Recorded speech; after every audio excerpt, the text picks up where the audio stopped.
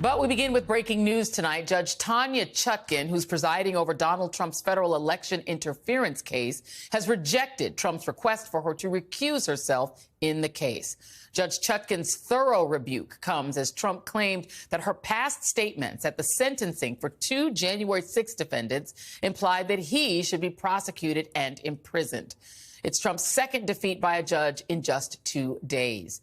Yesterday's ruling by a New York judge and Attorney General Letitia James' civil lawsuit against Trump undercut one of his most consequential myths, the lie that Trump was, in real life, the character that he played on TV for 14 seasons on The Apprentice. A billionaire, a successful real estate developer, a wise businessman. But the truth was, and still is, that the twice impeached, 4 times indicted, civilly liable for sexual abuse former president has been none of those things. In his scathing 35-page ruling, Judge Arthur N. Gordon found that Trump committed repeated acts of fraud for years as he massively overvalued his assets and net worth by billions of dollars in his financial statements. The judge said that Trump's legal arguments defending those statements were based in a, quote, fantasy world, and noted the difference between how independent professional appraisers valued Trump's properties compared to what Trump claimed they were worth. His Westchester County Seven Springs estate appraised at $30 million. Trump's value? Between $261 and $291 million. 40 Wall Street in Manhattan was appraised at $540 million. Trump's value? $735 million. And, of course, there's Mar-a-Lago, which was appraised at between $18 and $27 million. But according to Trump's financial statements, it was supposedly worth anywhere between $426 and $612 million, an overvaluation of at least 2,300%. And then there's Trump's penchant for overstating the size of things. The judge pointed to Trump having wildly exaggerated the size of his New York apartment in his flagship property, Trump Tower on Fifth Avenue, to pump up its value, repeatedly claiming it was over 30,000 square feet when it was actually a third of that size, which prompted the judge to write, a discrepancy of this order of magnitude by a real estate developer sizing up his own living space of decades can only be considered fraud. And so, the trial in the civil lawsuit will begin on Monday, more than 4 years after Letitia James first opened her civil investigation. It's an investigation that she said only began because of the 2019 congressional testimony from Trump's former lawyer, Michael Cohen, who put a spotlight on Trump's misconduct. To your knowledge, did the president or his company ever inflate assets or revenues? Yes. To your knowledge, did the president ever provide inflated assets to an insurance company? Yes. Do you know, to your knowledge, was the president interested in reducing his local real estate bills, tax bills? Yes. And how did he do that? What you do is you deflate the value of the asset, and then you put in a request to the tax department for a deduction. And was that done with the president's knowledge or direction? Everything was done with the knowledge and at the direction of Mr. Trump. Joining me now is Michael Cohen, Trump's former personal lawyer. He is the host of the Mea Culpa and Political Beatdown podcast and is the author of Revenge, How Donald Trump Weaponized the Department of Justice Against His Critics. An apt title. Michael, good to see you. Good to see you, Joy. Let's just talk about Mar-a-Lago for just a moment. So Mar-a-Lago, he claims, is worth, and it's kind of funny, $1.5 billion. Here's the deposition from Donald Trump. Do you have the sense of the price of Mar-a-Lago? The value? Yes. I think I do. I think I do. And how much do you think it's worth? $1.5 billion. And what's your basis for that? Just broker talk, never been for sale. 2 people owned it. I would say that based on what we'll have people come in, experts and like this to show a price of 1.5. I believe the price will be 1.5 billion. So he just makes up the value of things out of what? His own mind, how he's feeling that day? Absolutely. There's no basis for a $1.5 billion valuation of Mar-a-Lago. Let me, though, be clear. When Judge when Judge Engoron in this specific case stated that the value of Mar-a-Lago is between $14 to $26 million, he didn't mean the sale price. He was talking about the assessed value. And Trump actually tried to have that reduced even further, because by reducing it even further, based upon some algorithmic number that's used by the state, would reduce the tax basis. Right. So it's not the value of the property. I'd pay $20 million for Mar-a-Lago in a heartbeat. So would anybody in Palm Beach. He's talking about the assessed value. And again, there's some algorithmic number. I just wanted to be clear about that.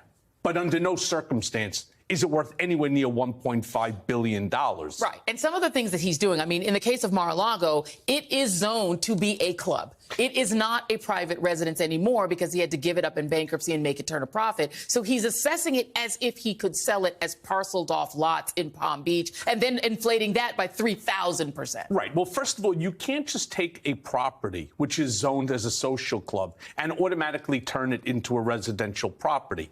Then on top of that, you can't parcel it off simply because that's what you want to do. There's all forms of application, and he would not be entitled to it. First of all, let's assume that he sold the property tomorrow. He doesn't get the money. He doesn't get to keep all that money. There are people that paid $350,000 as a bond to be a member of that club. They're entitled to their bond money back. That's right. Now, they may not be entitled to interest. I'm not sure exactly how the paperwork goes. Actually, I'm pretty sure, knowing Donald, that there's no interest that's going to be paid on it. But for certain, they're entitled to their bond money back. And he's got several hundred members. So now you have to take that amount of money, reduce it, and if in fact that he's forced to sell it, there's also the delta between his acquisition, which is called the basis, and how much he sold it for. He's going to have to pay federal tax on that money too. And he did this with property after property. We're just going to put them up on. There's Seven Springs, 40 Wall Street, Mar-a-Lago, Trump National Golf Club, LA, and the Trump Park Avenue. He doesn't own as many things as people think, by the way. So in the case of Seven Springs, he plussed it up from 30 million to almost 291 million. In the case of 40 Wall Street, he went from 540 to 735. In the case of Mar-a-Lago, we just talked about it. Trump National Golf Club, 16.5 is the real value. He says 73. Trump National Golf Club LA, 16 to 56. Then we could just go on. Trump Park Avenue, 750,000. These are rent controlled. These are rent-controlled apartments. So well, essentially not all of them. Right. Not all of them. But they're $750,000 per, 62,500 per unit. But he inflated it by 700%. So he's making up numbers, and he says based on the value of his name and his brand. And the judge was excoriating. He came out and dropped an anvil on him. So what happens now? Because that part of the case is over. Tish James won that. Now he's got to litigate these other parts of it. At this point, is it just about how much he's going to pay? Yeah, that's all that it's about. So all trials in New York are bifurcated. There's two parts to it. The first part is the liability. That's been decided by Judge Engoron yesterday in this decision. Now you go to the second part, which is based on damages. How much is our unsinkable Attorney General, Tish James, going to take from Donald Trump based upon the overvaluation and the actions that he did with the personal financial statement? How much is she going to hit him up for that? And that doesn't even include interest and penalty that gets associated to it. Now, there's a lot of mistakes that are made by pundits and journalists where they turn around and they claim that it's a $250 million lawsuit. No, it's not.